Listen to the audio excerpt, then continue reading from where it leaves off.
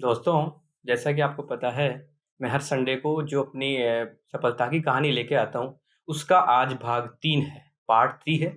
आज जो हमारे साथ जो शख्स हैं, वो एक चिकित्सा अधिकारी हैं, अपने गाँव के हैं, टाकरडा के हैं और उनकी जो संघर्ष की कहानी है, वो एक अनोखी कहानी है। वो एक गरीब परिवार में पैदा हुए थे, बाद में अच्छे से पढ़ाई करके संघर्ष के दिनों को गुज़ार के उन्होंने अपना लक्ष्य हासिल किया है और आज एक उच्च पद, जो डॉक्टर की सेवा में उच्च पद होता है, चिकित्सा अधिकारी का, वहाँ तक पहुँचे हैं। आइए अब उनका इंट्रोड्यूस करते हैं। सर का नाम है सुशील जी सैनी सर। नमस्ते। अ, ये जो अपने पास के ही जो गाँव चीतवाड़ी गाँव है, वहाँ पे चिकित्सा अधिकारी पद पे चयनित हुए हैं। आइए सर से मिलते हैं। नमस्ते, थैंक यू। सर से जानेंगे किस प्रकार इन्होंने अपने संघर्ष के दिनों को गुजार के सफलता हासिल की है और जो तैयारी कर रहे हैं वो भी इसको ध्यान से सुनेंगे।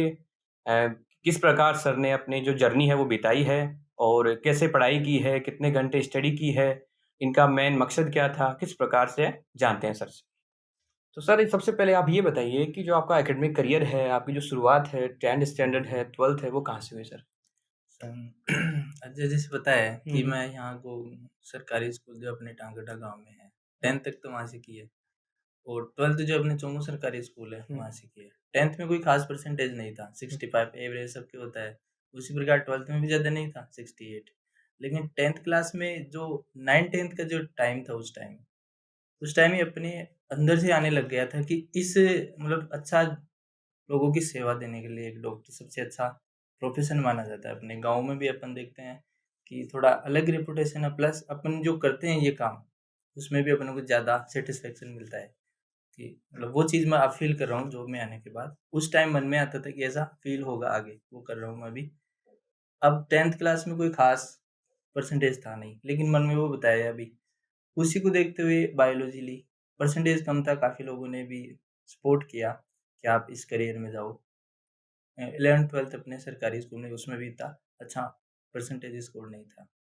उसके बाद अपने चोमू में सारांश कोचिंग इंस्टीट्यूट है, अच्छा बहुत अच्छा इंस्टीट्यूट है, वहाँ से मैंने 1 साल तैयारी की। थोड़े बहुत मार्जिन से रहा था मैं, इस वजह से मतलब कॉलेज नहीं मिल पाई थी, डेंटल कॉलेज मिल रही थी उस टाइम। उसके बाद मैं गया सीकर, सीकर जो गुरु कृपा इंस्टीट्यूट है, काफ़ी लोग जानते हैं उसको, अच्छा है। तो वहाँ जाने के बाद जो उनके डायरेक्टर साहब है, सीधा मेरा मनीष के साथ कॉन्टैक्ट हुआ था।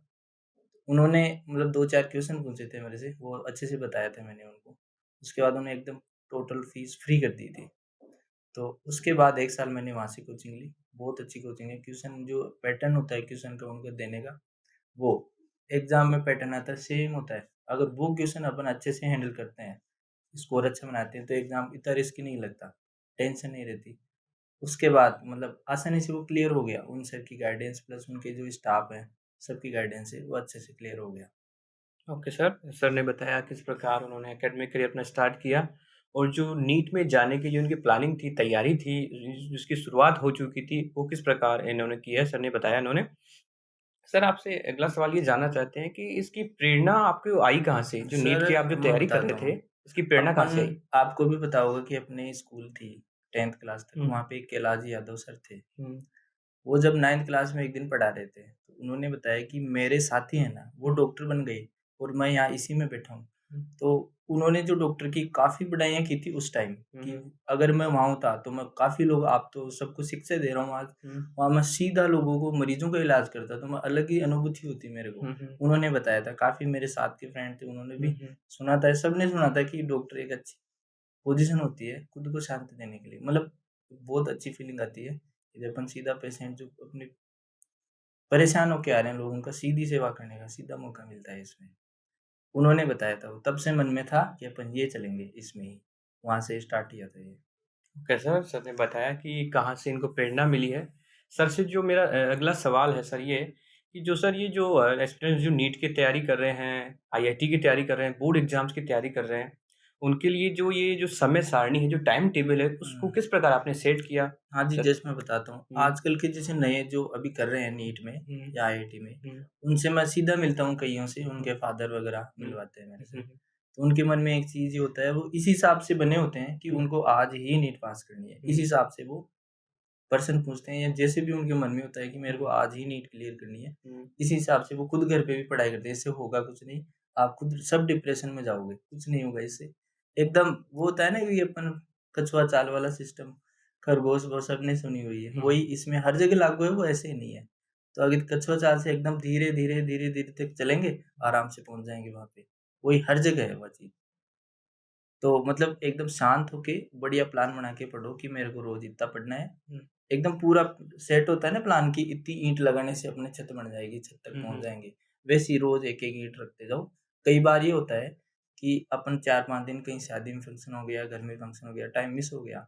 तो ऐसा है नहीं कि अपन लोग डिप्रेस में चले जाते हैं कि यार अब तो कुछ नहीं होगा, मेरा तो टाइम वेस्ट हो गया, नहीं पहुँच सकता मैं वहाँ पे। खुद ही डिप्रेस होके फिर जो डिप्रेशन दिमाग में बनता है उससे वो टाइम अपने घर में फंक्शन निकल जाता है, लेकिन डिप्रेशन बन गया, वो आगे की पढ़ाई को दबा देता है।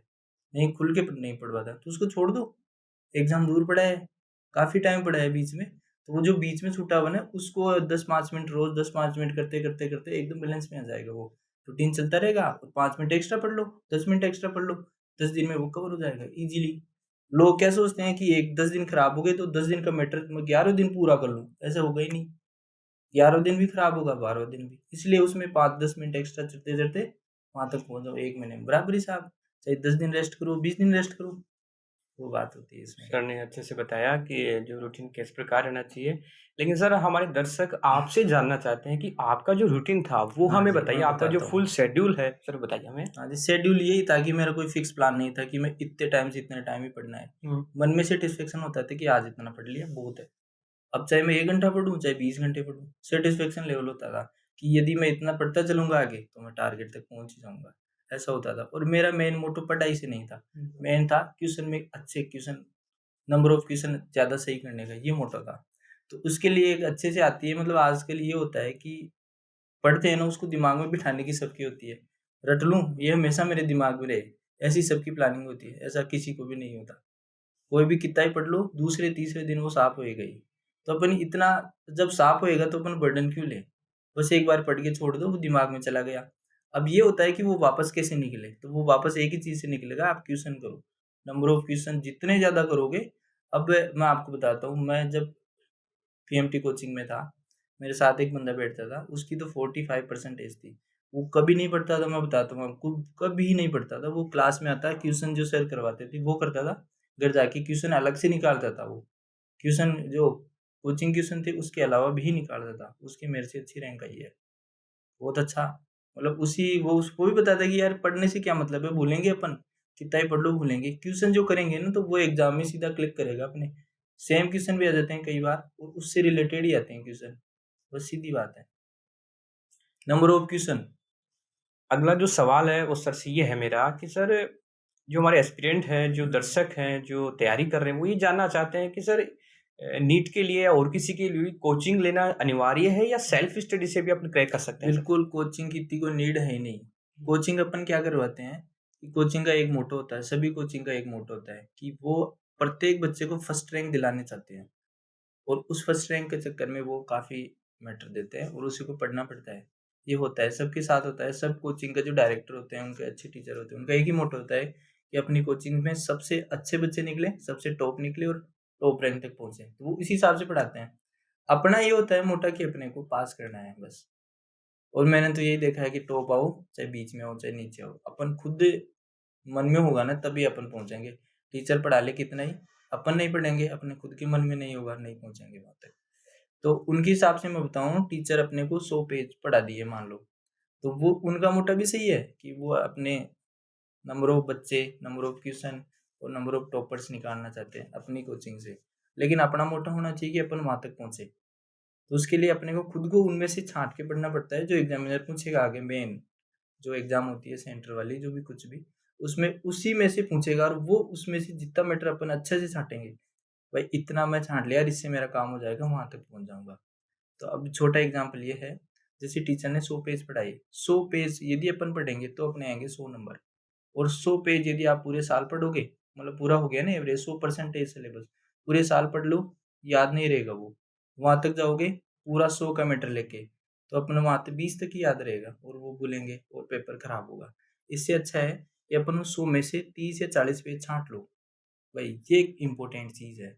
और उसको जो लास्ट में महीना आता है एग्ज़ाम से पहले का महीना, उस 30-40% को ही फ़ोकस करो।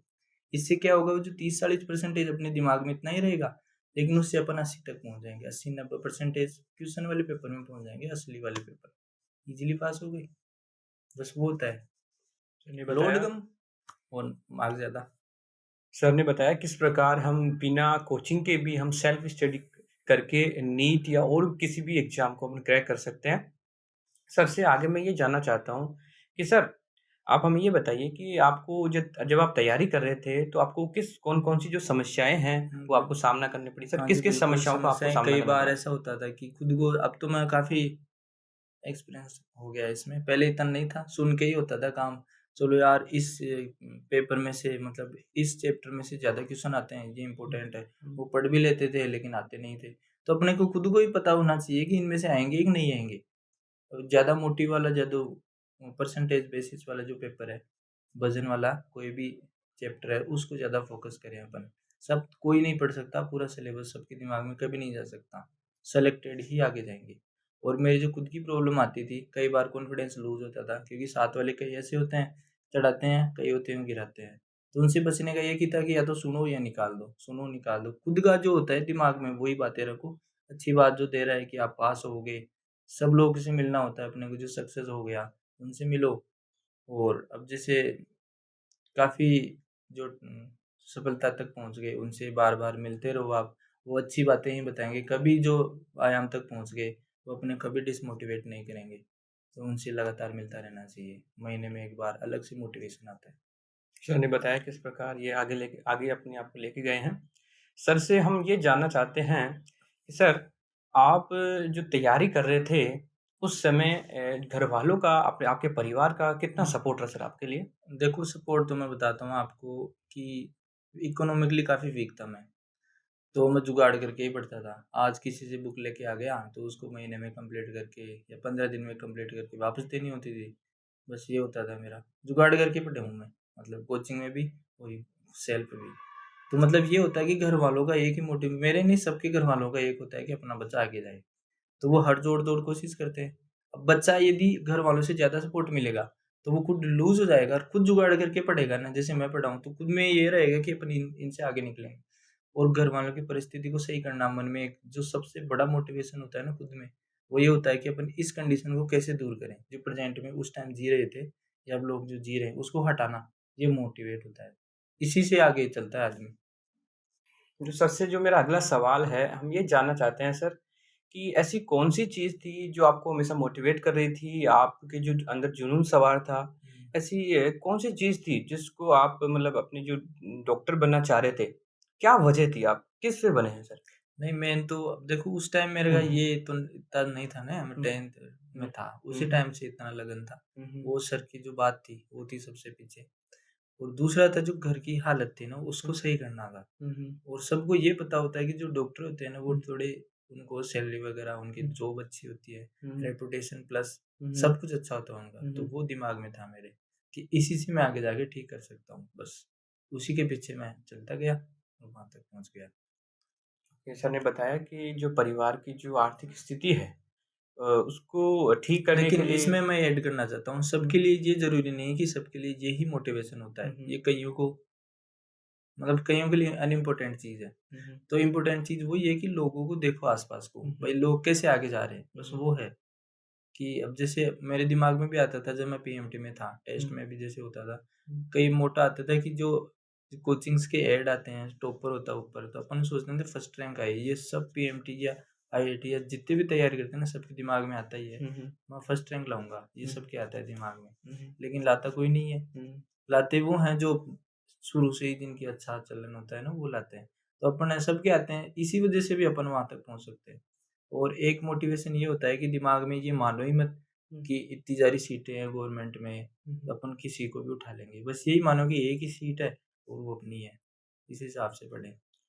सर, हम जो हमारे दर्शक ये भी जानना चाहते हैं कि कई बार जो पोस्टेज जो हैं, जो कम आती है, पद कम आते हैं किसी भी वैकेंसी में, तो युवा भटक जाते हैं कि पद कम है, हम फॉर्म कैसे लगाएँ? तो इसके लिए कुछ कहेंगे आप? देखो, अगर पदों की संख्या कम देख के अपन पढ़ाई छोड़ दें, तो हुँ, ये अपनी ही मूर्खता है। हुँ, हुँ, क्योंकि जैसे मान लो 100 ही पद हैं, तो हुँ, 100 कौन सेलेक्ट होंगे? पढ़ने वाले ही तो होंगे। यस। तो अपन वहाँ तक उनको फाड़ के वहाँ तक पहुँच जाए, हुँ, तो वही तो होता है अपने को मतलब डिसमोटिवेट इस वज़ह से हो रही होती है, तो गलत बात है। हुँ, हुँ, अपन लोग 10 घंटे पढ़ रहे हैं या 10 गुना पढ़ रहे हैं, हुँ, हुँ, तो अपन 11 गुना पढ़ के वहाँ तक पहुँच सकते हैं। हुँ, उनको हुँ, पछाड़ने का एक ही तरीका है हुँ, कि हुँ। उनसे अपन ज़्यादा मेहनत करें, बस वही तरीका होता है।